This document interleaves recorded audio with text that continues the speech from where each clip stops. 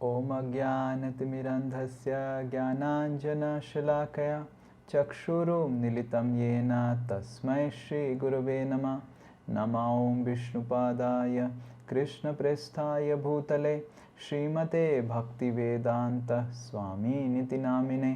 नमस्ते सारस्वते देवे गौरवाणी प्रचारिणे निर्विशेष शून्यवादी पाश्चात्यदेशतारिणे।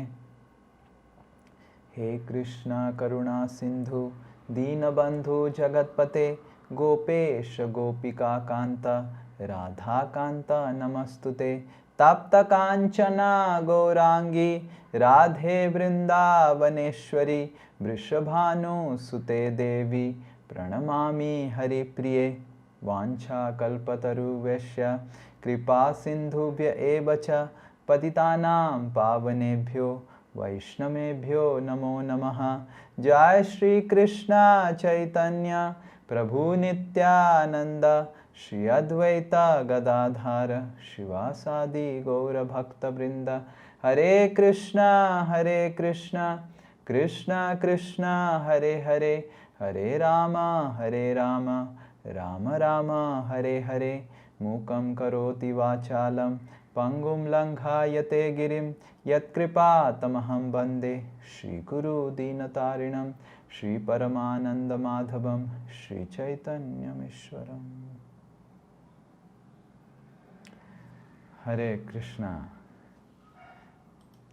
आप सबको हमारी श्रीमद् भागवतम क्लास में स्वागत है। हरे कृष्णा। पर आप सबका वीडियो ऑन होगा तो हमको और भी अच्छा लगेगा कि हम सब आप सबको अच्छे से स्वागत कर पाएंगे। हरे कृष्णा। तो हम कथा के अंत में हैं चित्रकेतु महाराज की। तो हम कथा सुन रहे थे कि किस तरह चित्रकेतु महाराज श्रापित हुए पार्वती देवी से। तो पार्वती देवी का श्राप सुनने के बाद चित्रकेतु महाराज पार्वती देवी को दंडवत किए हाथ जोड़ के और श्राप को ग्रहण करके चले गए। अब सोचिए कि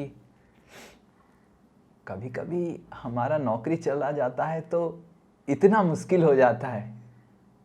कभी पैसा थोड़ा कम हो जाता है, प्रमोशन नहीं मिलता है, नौकरी चला जाता है, या फिर माता जी के गालों में थोड़ा सा छोटा सा पिंपल हो जाता है।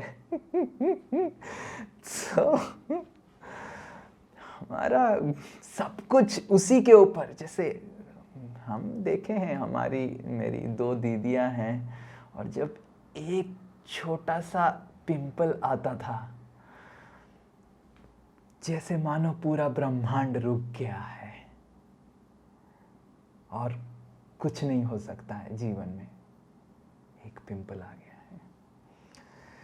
तो इधर बस एक पिंपल नहीं आया, चित्रकेतु महाराज जो देवलोक विद्याधर लोक के अधिपति थे, राजा थे,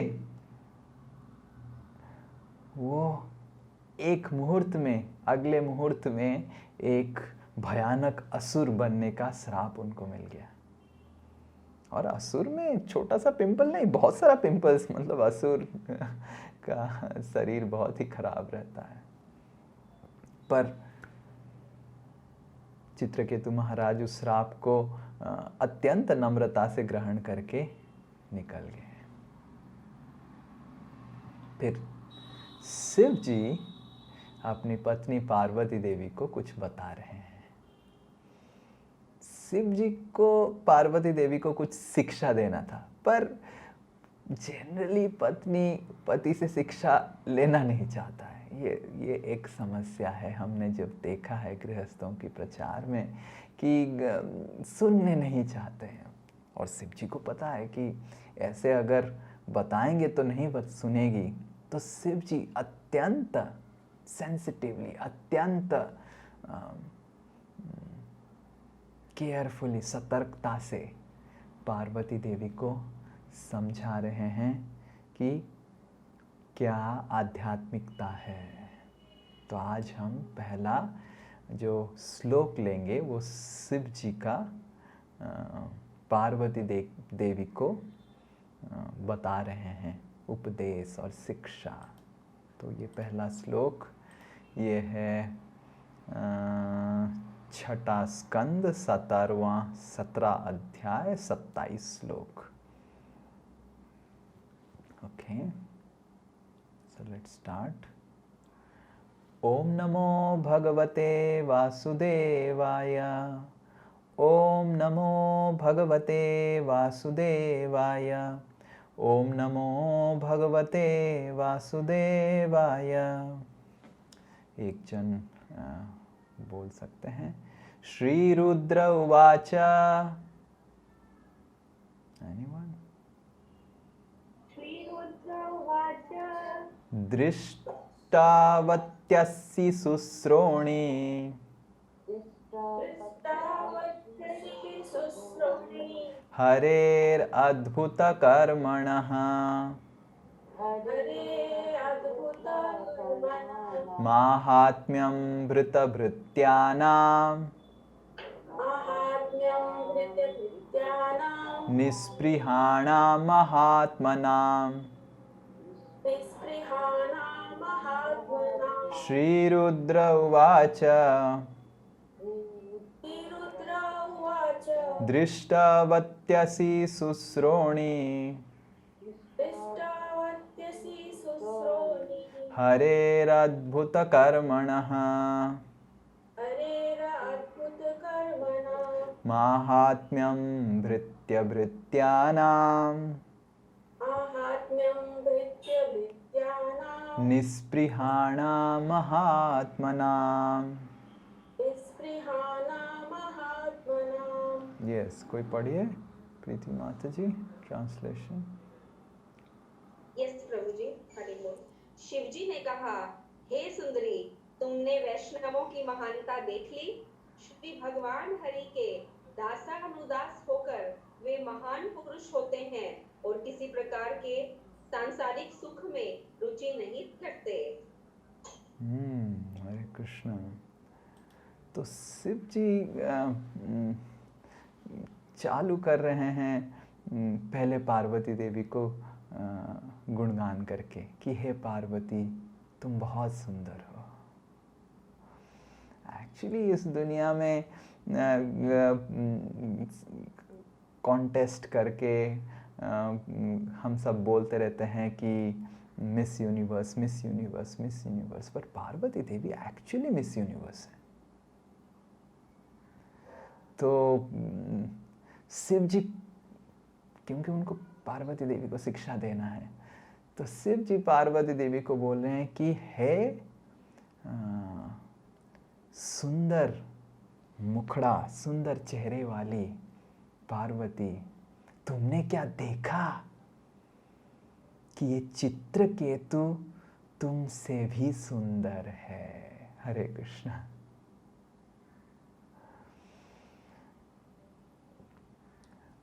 एक्चुअली सुंदरता बाहरी नहीं है, अंदरूनी है। पूतना इतना सुंदर बन के आई थी, इतना सुंदर बन के आई थी कि सारे ब्रजवासियों को लगा, हाँ तेरे लाला को देखने के लिए लक्ष्मी आई है। जसोदा जसोदा, तेरे लाला को देखने के लिए श्री जी आए हैं। Like that.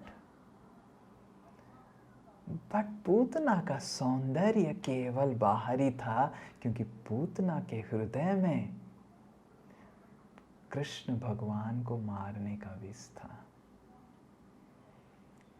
उसी तरह सुपर्णखा, हमारी कॉस्मेटिक इंडस्ट्री, मेरे को कॉस्मेटिक से कुछ परेशानी नहीं है, बट कॉस्मेटिक इंडस्ट्री यूज करके हम अगर सोचते हैं कि हम सुंदर बन जाएंगे, तो we are thinking like Putana and Surpanakha. अगर हमारा ये सोच विचार है कि हम कुछ कॉस्मेटिक, कुछ फेशियल, कुछ bleach and mascara and eyebrow formation and lipstick and और क्या क्या सब, ब्रश जो होता है, मेरे को सब पता है because my sisters had that kit and I know all the details of कब क्या लगाया जाता है एंड ऑल द मुल्तानी मिट्टी, गुलाब जल एंड चंदन एंड दही एंड हल्दी एंड खीरा एंड जो भी सब कॉस्मेटिक इंडस्ट्री में व्यवहार होता है, ये सब कुछ व्यवहार करके हमको अगर लगता है कि हम सुंदर बन जाएंगे तो हम मूर्ख हैं। क्योंकि सुंदरता, शिव जी बता रहे हैं पार्वती देवी को, हम कितना भी कॉस्मेटिक्स लगा दें, इधर इतने सारे माताएं आज एकत्रित हुए हैं, हम सब माताओं को मैं चैलेंज करता हूँ, आपको हम कितना भी लक्ष्मी देने के लिए तैयार हैं, क्या आप कोई भी कॉस्मेटिक्स इंडस्ट्री को कहीं पे भी जा सकते हैं, कोई भी शहनाज हुसैन या फिर जावेद हबीब और anyone you can go and we can give you any amount of money you want. Can you become beautiful like Parvati? You cannot. Impossible. Now Parvati देवी का जो सौंदर्य था, it was not dependent by a beautician. कभी कभी लोग makeup करके make down हो जाता है, इतना और गंदा दिखते हैं, और पार्वती देवी बिना मेकअप के she is the most beautiful lady in the entire universe. And उनके बारे में शिव जी बता रहे हैं कि हे पार्वती, चित्रकेतु तुमसे भी ज्यादा सुंदर है, क्योंकि सौंदर्यता अंदरूनी है, सौंदर्यता बाहरी नहीं है।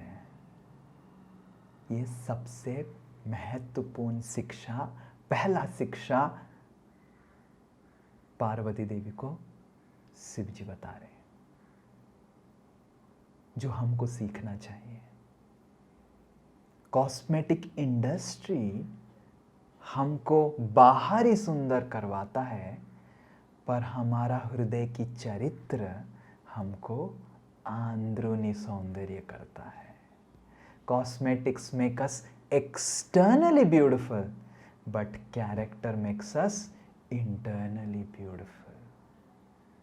हमारी चरित्र, हमारी मर्यादा, हमारी संस्कृति, हमारा सीलबान, हमारी जितने सारे बोलने की शैली, ये सारे हमारी चरित्र को निर्धारित करता है, और हमारी चरित्र हमारी अंदरूनी सौंदर्य को निर्धारित करता है।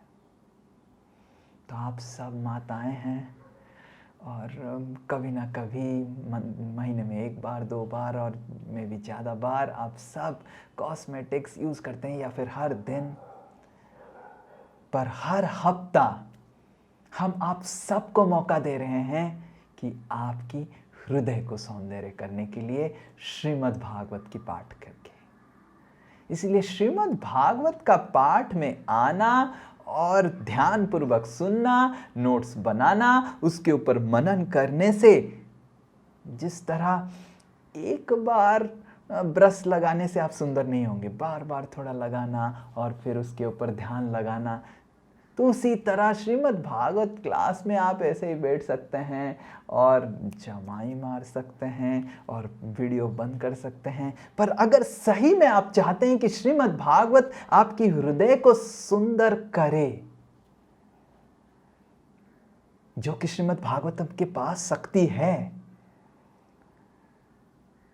जिस तरह सारे कॉस्मेटिक्स के पास शक्ति है कि आपकी बाहरी सौंदर्य को बढ़ाए, पर वो होगा जब आप उसको आपके शरीर में लगाएंगे। आप ब्लीच क्रीम और फेशियल सब खरीद के लेके आ जाएंगे और आपके ड्रेसिंग टेबल में रख देंगे और प्रार्थना करेंगे, और अपने आप वो सब आपको सुंदर नहीं करेगा। करेक्ट? आपको समय देना पड़ेगा, ड्रेसिंग टेबल के सामने बैठना पड़ेगा, लेना पड़ेगा, थोड़ा घिसना पड़ेगा एंड देखना पड़ेगा कि कैसे मैं दिख रहा हूँ, और मैं भी आपके हस्बैंड को दिखाना पड़ेगा कि मैं कैसे दिख रहा हूँ। Correct? I don't know whether all of you do like that. उसी तरह श्रीमद् भागवत के पास, श्रीमद् भागवत पठन से, अध्ययन से, श्रवण से हमारा हृदय सौंदर्य होने का सारा शक्ति श्रीमद् भागवत रखता है। पर अगर हम श्रीमद् भागवत को घर में ले आएंगे, लॉकर में रख देंगे, या फिर क्लास के समय, ठीक है क्लास भी चल रहा है, मन इधर उधर है, जो भी है वो करेंगे, तो श्रीमद् भागवत जिनके पास शक्ति है हमारे हृदय को सुंदर करने का, हमारा हृदय कितना भी श्रीमद् भागवत क्लास कर ले, सुंदर नहीं होगा, हमारा चरित्र परिवर्तन नहीं होगा। तो इसीलिए श्रीमद् भागवत पाठ को, श्रवण को आप श्रद्धापूर्वक, ध्यानपूर्वक, गौर से सुनने का और अपने जीवन में पालन करने का एक जिम्मेदारी लीजिए। श्रीमद् भागवत से आपके हृदय में आसानी से कृष्ण के प्रति प्रेम जागृत हो सकता है, पर आपको श्रीमद् भागवत को अपने जीवन में उतारना पड़ेगा। उसको उतारने के लिए उसको ध्यानपूर्वक सुनना पड़ेगा, थोड़ा नोट्स बनाना पड़ेगा, क्लास के बाद थोड़ा उसके ऊपर विचार विमर्श करना पड़ेगा, या फिर किसी और माता जी प्रभु जी से उसके ऊपर डिस्कशन भी करना पड़ेगा। तो उससे आपका हृदय देखेंगे सुंदर होने लग जाएगा। तो शिव जी प्रथम उपदेश या प्रथम शिक्षा जो पार्वती देवी को बोल रहे हैं कि हे पार्वती, सौंदर्य बाहरी खाली नहीं है, असली सौंदर्य अंदरूनी है। और ये चित्र केतु तुमसे भी सुंदर है ज्यादा। अब कैसे चित्र केतु सुंदर है? देखिए, हम अभी एक आपको प्रिंसिपल बताएंगे सौंदर्य के बारे में। उदाहरण स्वरूप, अगर एक व्यक्ति सुंदर है, let's say A is beautiful, A is सुंदर, and B is also beautiful, B भी सुंदर है, पर B is attracted to A, इसका मतलब A is more beautiful than B, correct? Yes, A सुंदर है and B सुंदर है, पर B A से आकर्षित, A इतना सुंदर है कि B जो सुंदर है उसको भी आकर्षित कर ले, correct? That means A is more beautiful. नहीं तो B क्यों आकर्षित होगा? नाउ कृष्ण सबसे ज्यादा सुंदर है। कृष्ण इतने सुंदर हैं कि हम, अगर कोई मिस यूनिवर्स बन भी जाता है, वो मैक्सिमम मिस्टर यूनिवर्स और एक मनुष्य को आकर्षित कर सकता है। कोई मिस यूनिवर्स बोल सकती है कि मैं कुत्ता, बिल्ली, गाय, किसी को भी आकर्षित कर सकता हूं, पर कृष्ण इतने सुंदर हैं कि सबको आकर्षित करते हैं। सब कोई, वृंदावन में कृष्ण सबको आकर्षित करते हैं अपनी सौंदर्य से। और ये केवल ये नहीं है, राधा रानी सुंदर है, लक्ष्मी सुंदर है, पार्वती देवी सुंदर है, पर कृष्ण जब मोहिनी अवतार लिए, हमने कथा सुना, जितने सारी लक्ष्मी, पार्वती, राधा रानी, सब लोग बोलने लगे हाय हाय हाय कितने सुंदर है। जस्ट इमेजिन, यहां तक कि शिव जी ने राधा रानी का दर्शन किया, लक्ष्मी जी का दर्शन किया, पार्वती देवी उनकी पत्नी है, पर शिव जी को भी इच्छा हुआ कि मोहिनी देवी का सौंदर्य को भी दर्शन करने के लिए। मतलब समझिए कि कृष्ण कितने सुंदर है। सो कृष्ण सबसे ज्यादा सौंदर्य है, सारी सौंदर्य का स्रोत है कृष्ण। भगवत गीता में 10वें अध्याय में कृष्ण बताते हैं कि अर्जुन पूछते हैं कृष्ण को कि कृष्ण आपके बारे में बताइए। कृष्ण बताते हैं यद यद विभूति मत सत्वाम श्रीमदूर्जितमेव वा तम तम एव गच्छतम मम तेज अंश संभवः। कि जहां जहां तुम थोड़ा सा भी सौंदर्य देख रहा है, विभूति देख रहा है अर्जुन, ये समझना कि वो सारा सौंदर्य मेरे तेज का एक छोटा सा अंश है। Miss Universe is just a spark of the beauty of Krishna. ये कृष्ण की सौंदर्य है। पर वही कृष्ण अपनी भक्तों की हृदय की सौंदर्य से आकर्षित हो जाते हैं, इसीलिए भक्त सबसे सुंदर बन जाते हैं। और यही चीज शिक्षा शिव जी पार्वती देवी को देना चाहते हैं, क्योंकि ये चित्रकेतु अपनी नम्रता से, अपनी सहिष्णुता से कृष्ण को आकर्षित कर लिया, कृष्ण की कृपा को आकर्षित कर लिया। जो कृष्ण सारे सौंदर्य के मूर्तिमान स्वरूप है, स्रोत है, उनको आकर्षित कर लिया। इसलिए चित्रकेतु तुमसे भी ज्यादा सुंदर है। और कैसे कृष्ण की कृपा आकर्षित किए? चित्रकेतु महाराज के पास शक्ति था पार्वती देवी को पुनः श्राप देने का और उनका श्राप को फलप्रद नहीं करवाने का इनके जीवन में। यह शक्ति था। चित्रकेतु महाराज फिर से श्राप दे सकते थे पार्वती देवी को, और अपने ऊपर जो श्राप आया था उसको कंप्लीटली फलप्रद ना हो, उसका भी उनके पास शक्ति था। फिर भी चित्रकेतु महाराज नम्रता से पार्वती देवी की श्राप को ग्रहण किया, भगवान की प्रसाद मान के।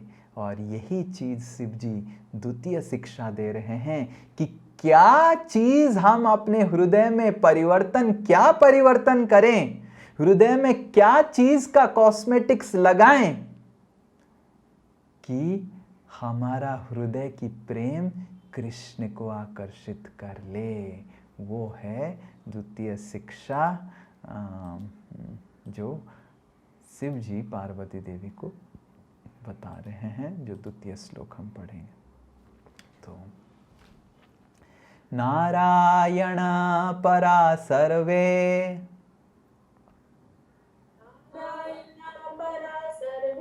न कुतश्चन बिभ्यति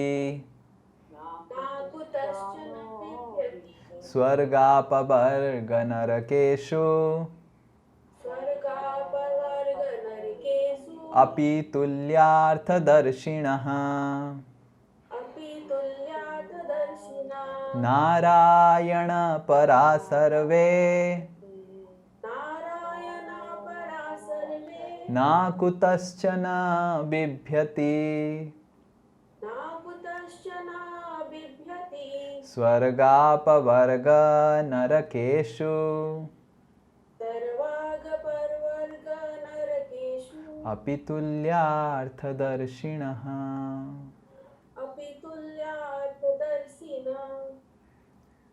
यस, ट्रांसलेशन। हरे कृष्ण। पूरी तरह से भगवान नारायण की सेवा में लीन रहने वाले भक्तजन जीवन के किसी भी अवस्था में से भयभीत नहीं होते।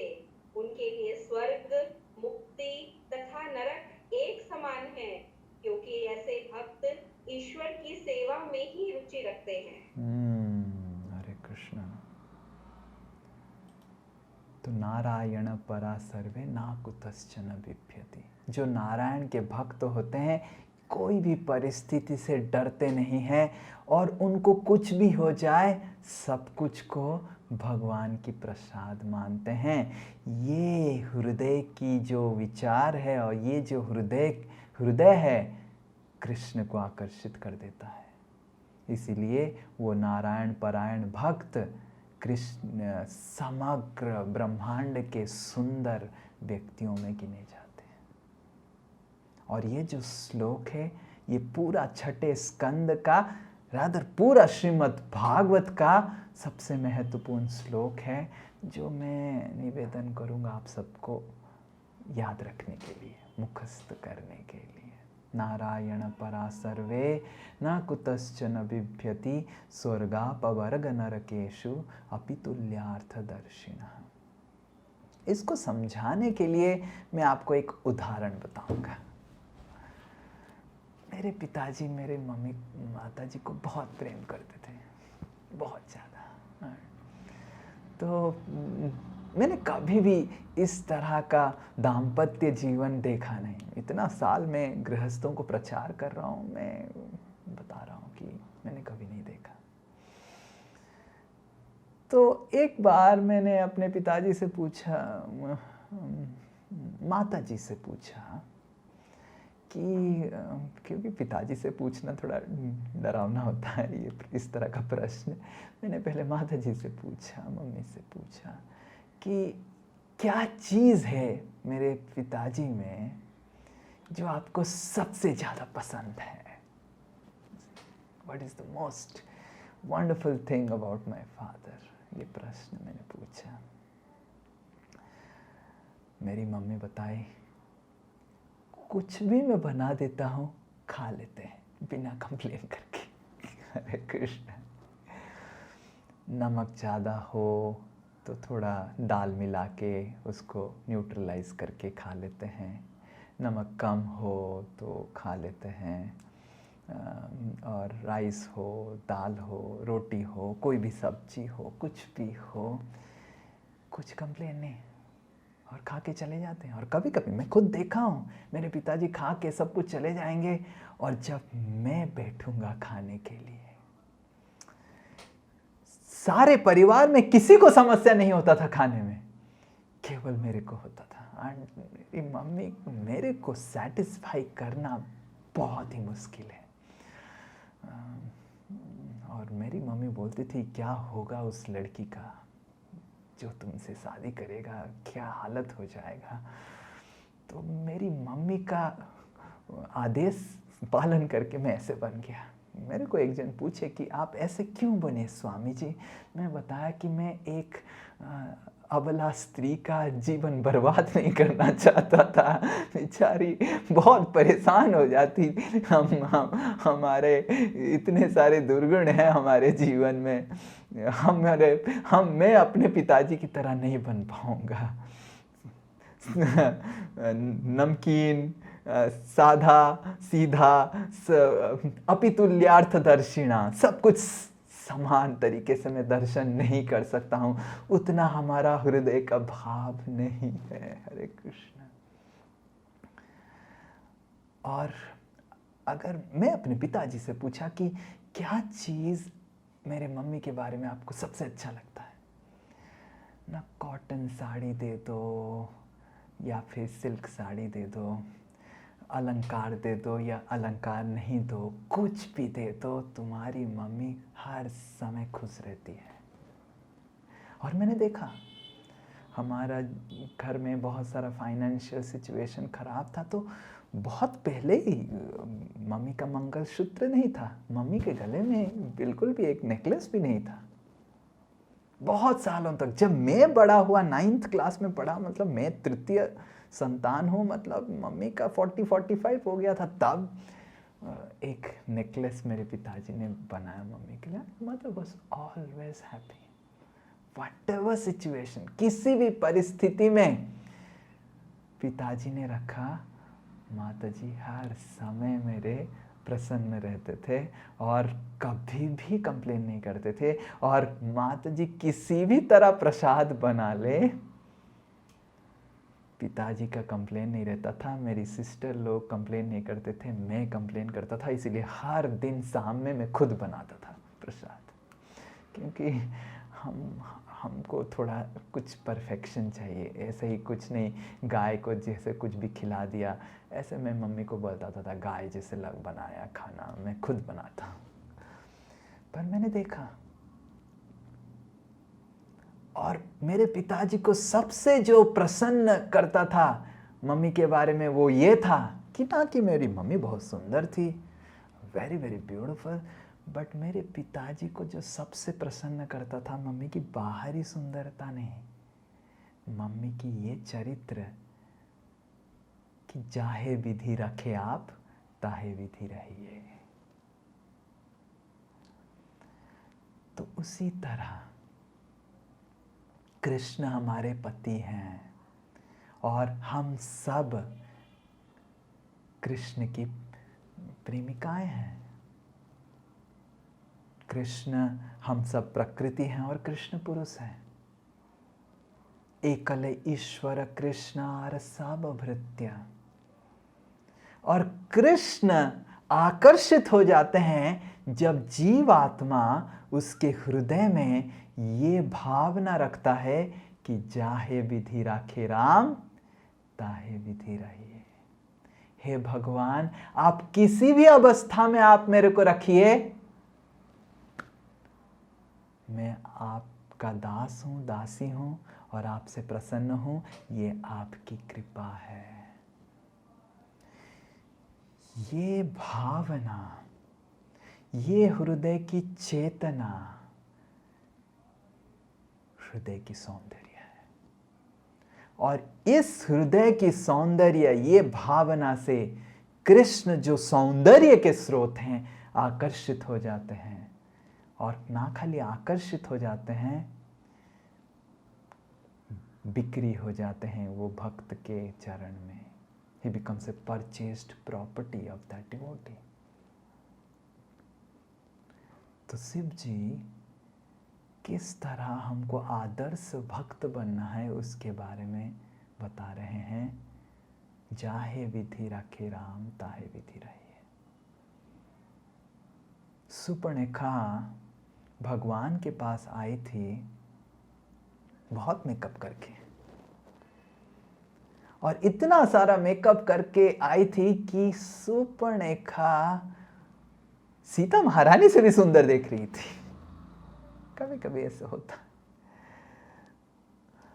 पर भगवान को सुपर्णखा की सौंदर्य आकर्षित नहीं किया, क्योंकि भगवान बाहरी सौंदर्य नहीं देखे, सुपर्णखा की अंदरूनी सौंदर्य देखे। और सीता महारानी की अंदरूनी सौंदर्य का पराकाष्ठा हुआ जब सीता महारानी को भगवान आलिंगन कर रहे थे पंचवटी में, चित्रकूट में, अयोध्या में, तो सीता महारानी आनंद में थी। और जब भगवान ने सीता महारानी को वाल्मीकि आश्रम में भेज दिया, सीता महारानी उसको भी राम जी का प्रसाद मान के वाल्मीकि आश्रम में चले गए। जाहे विधि राखे राम ताहे विधि रहिए। दुनिया वाले बोलते हैं कि सीता अत्याचार किया गया है, सीता को, रामचंद्र ने सीता को अत्याचार किया गया। पर सीता महारानी को अगर आप जाके पूछेंगे कि क्या आपका अत्याचार हुआ था, सीता महारानी बोलेंगे चाहे विधि राखे राम ताहे विधि रहिए। तो कोई भी परिस्थिति हो, हमको समझना चाहिए उस परिस्थिति में भगवान की कृपा छुपा हुआ है।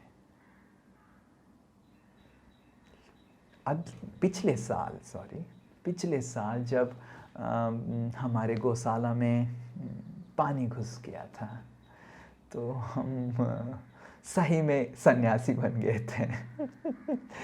दर दर्द भटक रहे थे, कहाँ रहना है, कभी इनके घर, कभी उनके घर, कभी इनके घर, क्योंकि ज़्यादा समय रहेंगे तो परेशानी हो जाएगा। तो कुछ दिन तो हम जब पारुल माता जी के घर रहे थे कुछ दिनों के लिए, तो जब हम निकल रहे थे पारुल माता जी के घर से उदित प्रभु के घर, तो प्रीशा उनकी बेटी एक सुंदर सी छवि बना के दी, और छवि में पारुल माता जी थे, सुमित प्रभु थे, प्रीशा थी और मैं भी था। और वो छवि में कुछ भी समझ में नहीं आ रहा था कि कौन पारुल है, कौन सुमित है, कौन प्रीशा है और कौन प्रभु जी है। केवल प्रभु जी का समझ में आ रहा था क्योंकि ऑरेंज लाइन एक था प्रभु जी में, और बाकी सब उसमें डिस्क्रिप्शन में दिया गया था कि पारुल, प्रीशा, सुमित और प्रभु जी। तो उससे समझ में आता था कि कौन क्या है।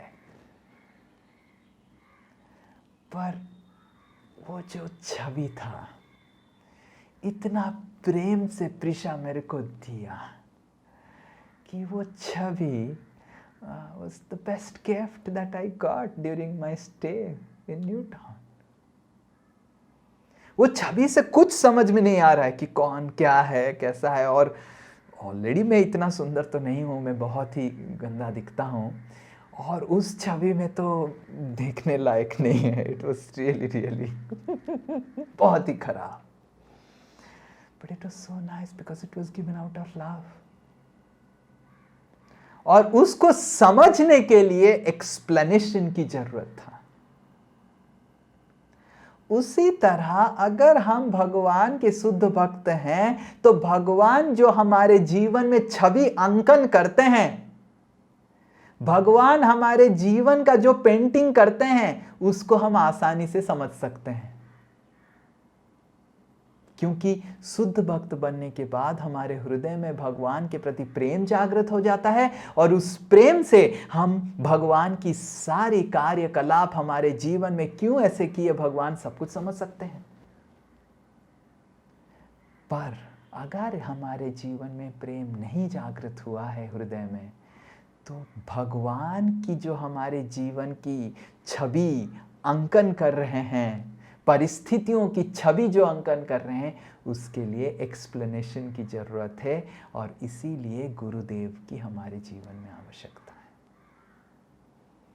गुरुदेव हम आपको समझाते हैं कि किस तरह ये जो परिस्थिति तुमको भगवान ने तुम्हारे जीवन में डाला है, वो भगवान की कृपा है, भगवान की श्राप नहीं है। पर अगर गुरु की शरणागति हम नहीं करेंगे, तो जब हमारे जीवन में आनंद का समय आएगा, तो हम उल्लास से भगवान के मंदिर में आके, ओ भगवान आप कितने कृपालु हैं, कितने कृपालु हैं, डोनेशन आफ्टर डोनेशन और नारियल आफ्टर नारियल चढ़ाएंगे। और जब भगवान हमको विपदमय परिस्थिति में डालते हैं, तो हम भगवान को हर समय कोसते रहेंगे, अरे मैंने आपके लिए इतना किया, ये सब किया, वो सब किया, यही किया आपने मेरे लिए। गुरु वर्ग का जिम्मेदारी है कि हमको शिक्षा देना, ट्रेनिंग देना कि किस तरह हर परिस्थिति को हम भगवान की कृपा समझे, और चाहे विधि राखे राम ताहे विधि रहिए, इसको समझ पाए हम जीवन में। परिस्थिति में भगवान की कृपा छुपा हुआ है। In every situation Krishna's mercy is hidden। हर परिस्थिति में कूट कूट के भगवान की कृपा छुपा हुआ है। पर उसको समझने के लिए हृदय में प्रेम चाहिए, और अगर हृदय में प्रेम नहीं है, गुरु की आवश्यकता है जो हमको समझा पाए कि किस तरह ये परिस्थिति भगवान की कृपा और प्रेम है हमारे जीवन में। चित्रकेतु महाराज को श्राप जो पार्वती देवी ने दिया, वो चित्रकेतु महाराज के लिए सबसे बड़ा आशीर्वाद बन गया। क्योंकि अगर चित्रकेतु विद्याधर लोक के राजा बने रहते, तो सैकड़ों सैकड़ों जन्म बीत जाता, सैकड़ों करोड़ों अरबों खरबों साल बीत जाता भगवान के धाम में प्रवेश करने के लिए। पर क्योंकि चित्रकेतु महाराज वृत्रासुर बन गए पार्वती देवी की श्राप से। चित्रकेतु महाराज एक ही जीवन में भगवान के धाम में पहुंच गए। तो भगवान हमको ऐसे परिस्थिति में डालते हैं कि हमारा उनके पास जाने का जो टाइम है वो एक्सेलरेट हो जाए, जल्दी से जल्दी हो जाए, और हमारे हृदय में भगवान के प्रति प्रेम जागृत हो जाए। पर उसको समझ पाएंगे अगर हम गुरु वर्गों की शरणागति करेंगे, भागवत के अध्ययन करेंगे। और इस तरह सुखदेव गोस्वामी ये चित्रकेतु कथा को समाप्त करते हैं, और सारे जो पाठक हैं, जो श्रवण किए हैं, उनको आशीर्वाद करते हैं कि जो कोई श्रद्धा पूर्वक वीडियो ऑन करके चित्रकेतु कथा को सुना है, ये हम सब लोग वीडियो ऑन कर ले रहे हैं जो कोई श्रद्धा पूर्वक और ध्यान पूर्वक वीडियो ऑन करके चित्रकेतु कथा को सुना है, वो जरूर इसी जीवन में उसके हृदय में भगवान के प्रति प्रेम जागृत होगा और इसी जीवन में भगवत धाम पहुंच जाएगा। और इस तरह हमारा चित्रकेतु उपाख्यान समाप्त होता है। और श्रील प्रभुपाद तात्पर्य में वर्णन करते हैं कि किस तरह पार्वती देवी, क्योंकि एक नारी है, एक स्त्री है, उनके हृदय में उनका जो भावना है कभी कभी बुद्धि को बंद कर देता है। स्त्री और पुरुष में ये अंतर है। स्त्री और पुरुष में ये अंतर है कि स्त्री की भावना कभी कभी उसकी दिमाग को बंद कर देता है, और पुरुष वो है कि उसकी बुद्धि कभी कभी भावनाओं को बंद कर देता है।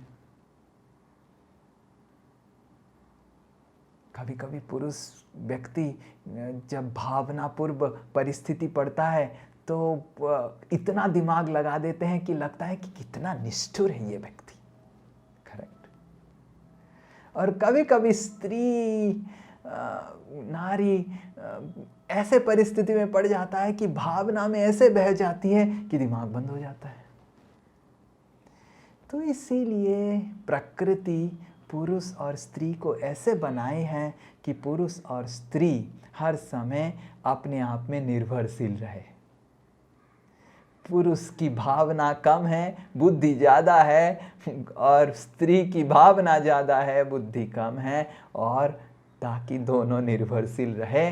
और निर्भरशील रहने का फायदा ये है कि वो दोनों नम्र बन जाएं, और उस नम्रता से भगवान के प्रति प्रेम जागृत हो सकता है, क्योंकि अहंकार भगवान की प्रेम की में बाधा लेके आता है।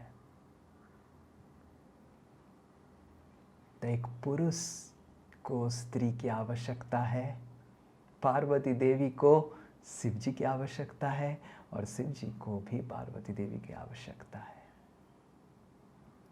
तो इस तरह ये पुरुष और स्त्री की जो भावनाएं हैं, ये भगवान ने सृष्टि किया है। और इस भौतिक जगत में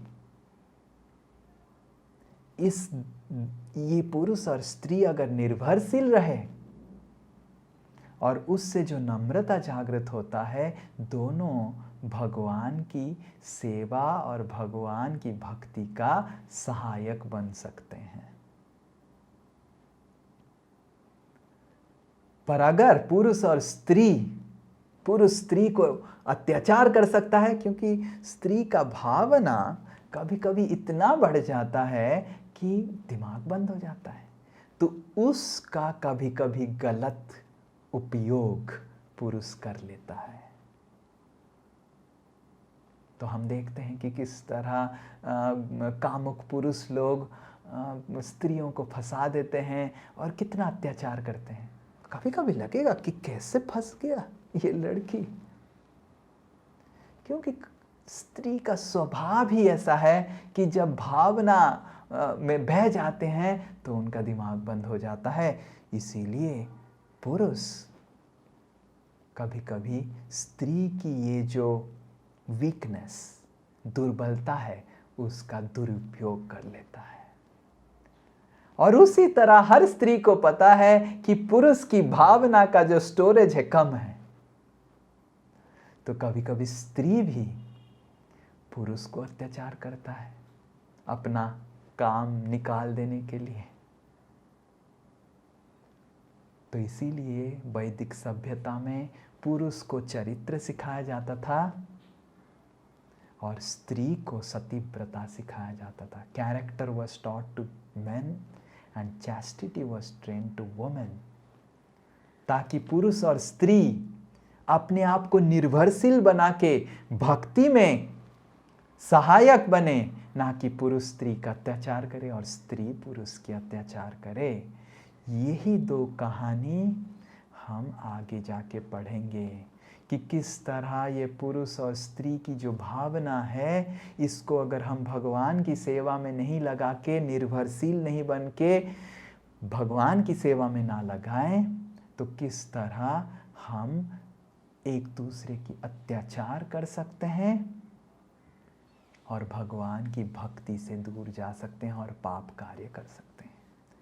अजामिल की कहानी से हम शिक्षा प्राप्त करेंगे कि किस तरह एक कामुक स्त्री अजामिल को प्रभावित किया और अजामिल भी किस तरह कामुक होके किस तरह घोर पाप और अन्याय किया। और दीति जो छठा स्कंद के अंत में आता है, दीति की उपाख्यान हम पढ़ेंगे, समझेंगे कि किस तरह दीति अपने कश्यप, उनकी पति की दुर्बलता की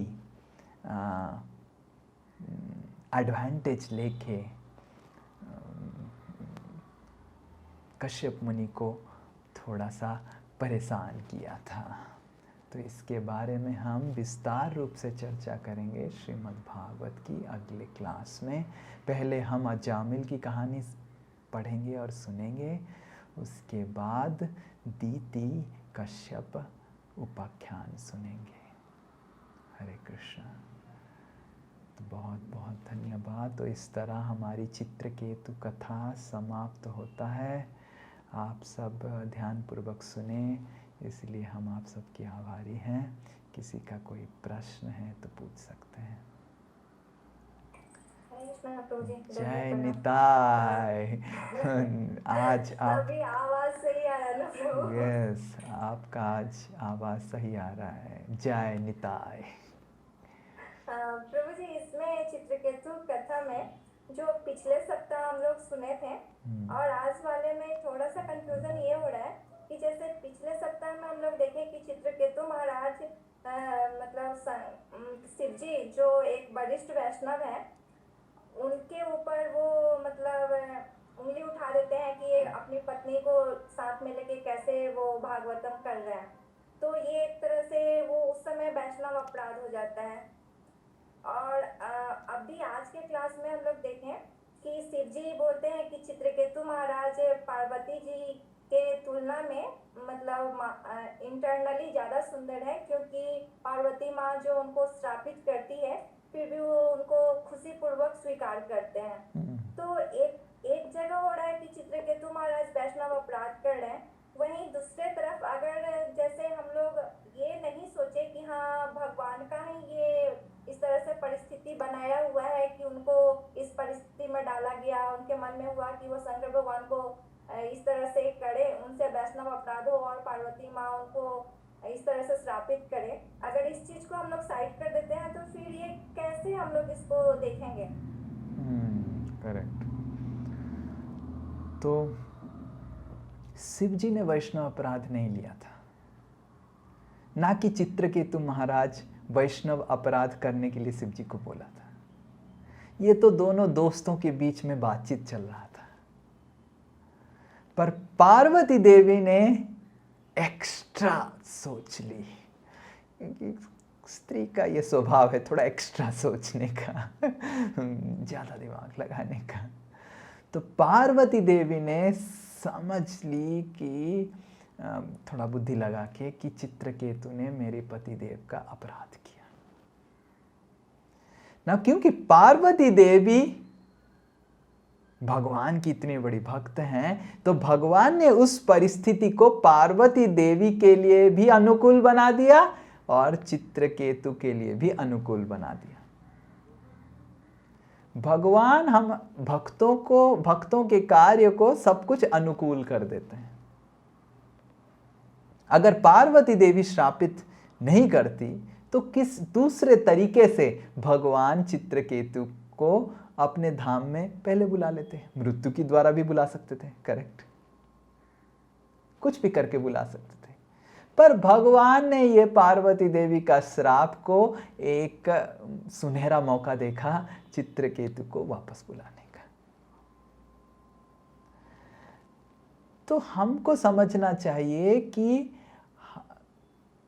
चित्रकेतु और शिव जी दोनों वरिष्ठ वैष्णव हैं, संकर्षण भगवान के दास हैं, और दोनों में कुछ बातचीत चल रहा था, पर पार्वती देवी उस बातचीत को गलत समझ ली, सही तरीके से समझ नहीं ली। और ये भी एक सच्चाई है कि चित्रकेतु के हृदय में थोड़ा सा अहंकार तो था ही, पर उस अहंकार का जो पनिशमेंट है ये नहीं था कि आप असुर बन जाओ। जो पनिशमेंट, जो दंड दिया जाता है, वो गलत काम के उपयोग भी तो होना चाहिए। ऐसा नहीं कि मैं 100 रुपये किसी का चोरी किया तो मेरे को फांसी में चढ़ा दिया गया, ये कौन सा न्याय है?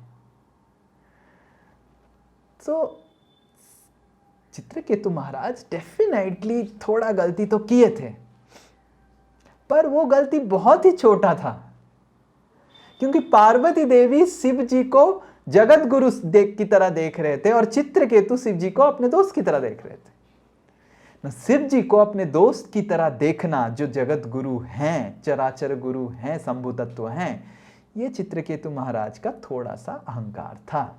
पर यह सच्चाई भी था कि चित्रकेतु महाराज और शिव जी दोनों, क्योंकि संकर्षण के भक्त थे, दोनों दोस्त थे। पर उस छोटा सा गलती के लिए इतना बड़ा श्राप देना पार्वती देवी का गलती था।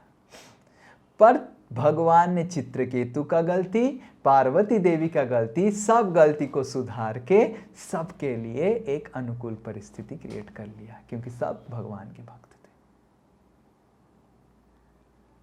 तो गलती पार्वती देवी का ये था कि दंड के अनुसार, पाप के अनुसार, गलती के अनुसार उन्होंने दंड नहीं दिया। गलती बहुत छोटा था, दंड बहुत बड़ा दे दिया उन्होंने। पर चित्रकेतु महाराज का गलती था, पर शिव जी उस गलती को नहीं माने, क्योंकि शिव जी चित्रकेतु महाराज को अपने दोस्त की तरह देख रहे थे और चित्रकेतु भी शिव जी को दोस्त की तरह देख रहे थे। और पार्वती देवी को दंड देना भी गलती नहीं था, क्योंकि शिव जी हैं शंभु तत्व, और चित्रकेतु का गलती था कि शिव जी को अपना दोस्त मानना। पर जो गलती था वो दंड था, दोनों डिस्प्रोपोर्शनेट, सही परिमाण में नहीं था। दंड, गलती इतना छोटा और दंड इतना बड़ा हो गया था। पर भगवान ने सारे गलतियों को, चित्रकेतु की गलती को और पार्वती देवी को गलती को, सब कुछ अनुकूल बना के सबके लिए मंगलम भगवान विष्णु मंगलम गरुड़ध्वज, मंगलमय परिस्थिति सृष्टि कर लिया। पार्वती देवी को शिक्षा मिल गया और चित्रकेतु महाराज को भगवत धाम में प्राप्त हो गया। Yes, this is clear. प्रभु जी, एक दूसरा क्वेश्चन ये है, मतलब पिछले सप्ताह से जो माता जी पूछी थी, मतलब माधवेंद्र पुरी जो रामचंद्र पुरी के भी गुरु थे और चैतन्य महाप्रभु के गुरु ईश्वर पुरी के भी गुरु थे। तो चैतन्य महाप्रभु जो साक्षात भगवान है, उनके गुरु ईश्वर पुरी जो इतने अच्छे कृष्ण भक्त थे, तो वहीं रामचंद्र पुरी माधवेंद्र पुरी के शिष्य होते हुए भी वो ब्रह्म ज्योति की उपासना करने वाले कैसे हो गए, जबकि माधवेंद्र पुरी खुद मतलब वो कहाँ बोलते हैं मतलब भगवान कृष्ण का सशरीर वहां जाके बद्रिकाश्रम में जाके दर्शन किए, तो ये कैसे हो गया?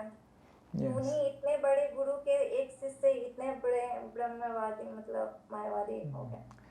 तो इससे हमको साफ साफ पता चलता है कि शिष्य का भी एक जिम्मेदारी रहता है कि गुरु से नम्रता से सुन के उसको जीवन में अप्लाई करना। शिष्य अगर अहंकारी हो जाता है, जिस तरह रामचंद्रपुरी हो गए थे, तो गुरु वर्गों की बात नहीं मानता है और इस तरह पथच्युत हो जाता है। कभी कभी हम थोड़ा सा भक्ति कर लेते हैं तो हम समझते हैं अभी गुरु वर्गों की क्या आवश्यकता है हमारे जीवन में, तो फिर तो उसी तरह हमारा जीवन का भी पथ, आध्यात्मिक जीवन का पथ अच्युत हो जाता है। तो रामचंद्रपुरी अहंकार में आके माधवेंद्रपुरी को माने नहीं। तो कोई भी अवस्था में जब अहंकार हमारे हृदय में प्रवेश करता है तो हम गुरु वर्गों को मानते नहीं हैं, उनकी शिक्षाओं को मानते नहीं हैं। और फिर क्योंकि सारे जीवात्माओं के पास भगवान ने स्वतंत्रता दिया है, तो रामचंद्र को पुरी के पास भी स्वतंत्रता है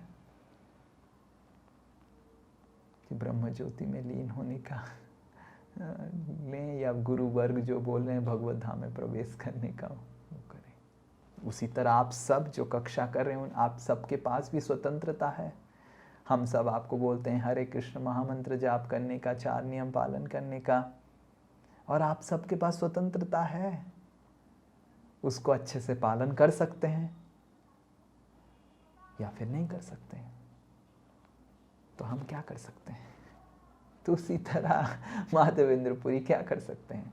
उनकी जिम्मेदारी है कि शिक्षा देना, पर उस शिक्षा को अगर सही तरीके से ग्रहण कर सकते हैं, ईश्वरपुरी ने किया तो ईश्वरपुरी बने, और उसको गलत तरीके से ग्रहण किया तो वो रामचंद्रपुरी बने। तो इसलिए महत्वपूर्ण है कि हम हमारे हृदय में इनोसेंस, सरलता लेके आए, मासूमियत लेके आए, ताकि हम गुरु की वाणी को श्रद्धापूर्वक जीवन में उतार पाए। पर अगर हमारे हृदय में वो सरलता नहीं है, अरे प्रभु जी क्या करेंगे, बोलेंगे, गुरु जी क्या बोलेंगे, वो तो बोलते रहते हैं, मैं जो सोच रहा हूँ वही सही है, तो सही है, अब क्या कर सकते हैं। तो गुरु वर्ग तो हर समय यही उनका जिम्मेदारी रहेगा कि सही शिक्षा दें, पर शिष्य का जिम्मेदारी भी है कि उस शिक्षा को ग्रहण करें सरलता के साथ। अगर नहीं करेंगे तो गुरु वर्ग कोई भी हो, वो माधवेंद्रपुरी हो, श्रीनिताय दास हो, कोई भी हो, क्या कर सकते हैं। पिछले 17 साल से हम देख रहे हैं कितने सारे भक्त आए, कितने सारे भक्त गए, और हजारों भक्त हमारे संस्पर्श में आए, पर कितने भक्ति कर रहे हैं और जुड़े हुए हैं। और इस सब की मूल उद्देश्य है कि कुछ समय के बाद एक भक्त को लगता है कि और जरूरत नहीं है, मैंने सब कुछ समझ लिया, और किसी की आवश्यकता नहीं जो मेरे को समझाए। तो अगर आवश्यकता नहीं है और उसी समय हमारा पथच्युत होना प्रारंभ हो जाता है, तो हमको समझना चाहिए कि अगर हमको आध्यात्मिक जीवन में चलना है तो हमको हमारे गुरु वर्गों की वाक्यों को सरलता से लेना पड़ेगा। कि अगर गुरुदेव बोल रहे हैं, ट्राई तो करता हूँ, फेल हो जाऊंगा, ठीक है, ट्राई तो करता हूँ, let me try it out. और अगर कोशिश करेंगे गुरु वर्गों की वाणी को पालन करने का, तो कृष्ण की कृपा जरूर मिलेगा, जरूर मिलेगा। हरे कृष्ण। यही आध्यात्मिकता का प्रोसेस है। The process to attain Krishna is by following the words of spiritual master. भगवान कृष्ण की वृंदावन धाम को प्राप्त करने का तरीका है गुरु वर्गों की वाणी को ध्यानपूर्वक सुनना, समझना और जीवन में उतारना, और अगर उतार नहीं पा रहे हैं तो बताना कि ये समस्या हो रहा है। Yes. Hare Krishna. Thank you so much. Ruchi Mataji has a question. हरे कृष्ण माता, हरे कृष्ण प्रभु जी, दंडवत Yes, प्रणाम। दंडवत। प्रभु जी, जैसे कि अभी आपने कहा, ये तो बात सही है कि माता जी तो बहुत ज़्यादा इमोशनल रहते हैं, और वाकई में अपनी बुद्धि विवेक से कई बार ऐसा होता है कि बहुत बड़ी बड़ी परेशानियों में भी वो लोग पड़ जाते हैं। तो मैं ये आपसे पूछना चाह रही थी कि प्रभु जी क्या करना चाहिए? ये तो भगवान की देन है कि भगवान ने माता जी लोग को इतना इमोशनल वैसे बना दिया है, मगर कभी कभी ऐसी परिस्थिति आ जाती है कि हम लोग इमोशंस में इतना बह जाते हैं कि हम समझ नहीं पाते कि ये चीज़ गलत हो सकती है। तो उसके लिए हमको बैलेंस कैसे बना करके चलना चाहिए? ओके, सो आप इसको बैलेंस नहीं कर सकते हैं, आपको नम्र बनना पड़ेगा, किसी पुरुष का सहायता लेना पड़ेगा। और उसी तरह पुरुष भी उसी तरह प्रश्न पूछता है कि कभी कभी प्रभु जी मैं इतना निष्ठुर हो जाता हूँ, इतना मेरा हृदय कठोर हो जाता है, कैसे बैलेंस करूँ? तो हम पुरुष को भी बोलेंगे आप खुद से अपना बैलेंस नहीं कर सकते हैं, आपको किसी लड़की का हाथ पकड़ना पड़ेगा। तो ये आपको नम्र बनाएगा। एक स्त्री कभी बैलेंस नहीं कर सकती है, ये हो ही नहीं सकता है, असंभव है। प्रकृति ने ऐसे बनाया है कि स्त्री पुरुष को निर्भरशील होना पड़ेगा और पुरुष को स्त्री का निर्भरशील होना पड़ेगा। और कोई बोलेगा कि प्रभु जी आप तो निकल गए इस ड्रामा से बाहर। और हमने भी देखा है कि जो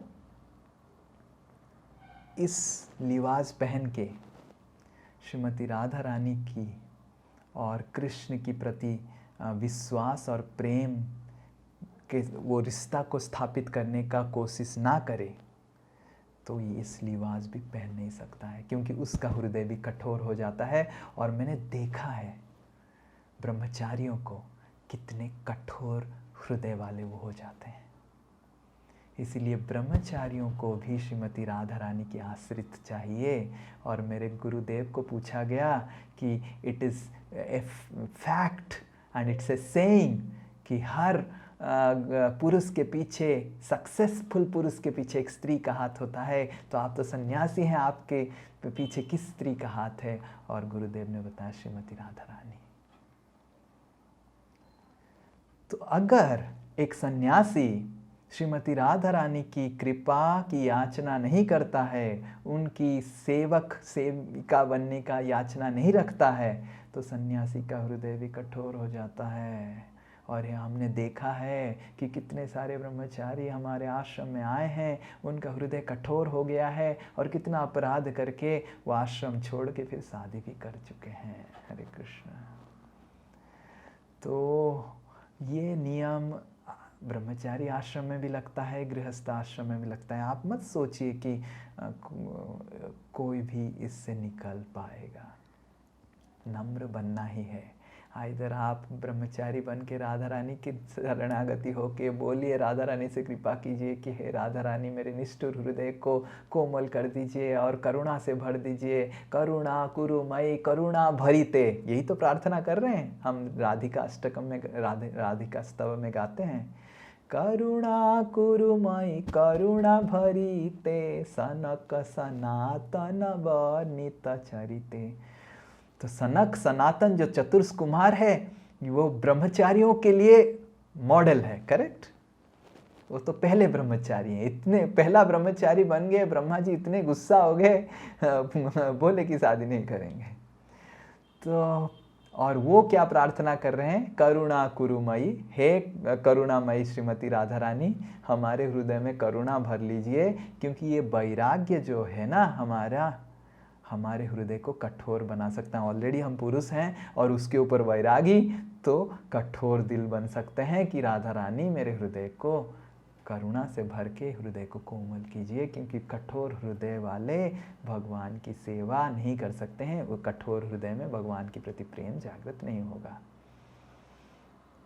तो हरे कृष्ण। नम्र बनना पड़ेगा आपको, और कुछ उपाय नहीं है। हरे कृष्ण प्रभु जी। हरि बोल, दंडवत। वांछा कल्पतरुश्च कृपा सिंधुभ्येव च पतितानां पावनेभ्यो वैष्णवेभ्यो नमो नमः। अनंत कोटि वैष्णव वृंद की जय, वैष्णव ठाकुर की जय।